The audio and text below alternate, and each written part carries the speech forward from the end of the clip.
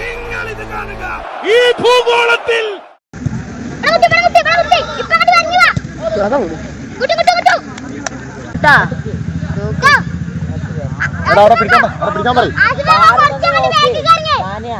അങ്ങനെ ഇറങ്ങാൻ പാടില്ല. ഇവിടെ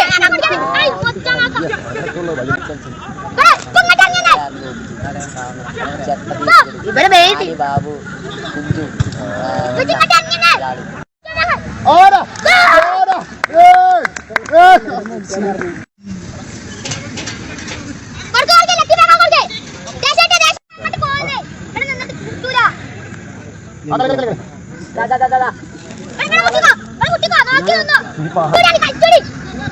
ഒന്നുമില്ല.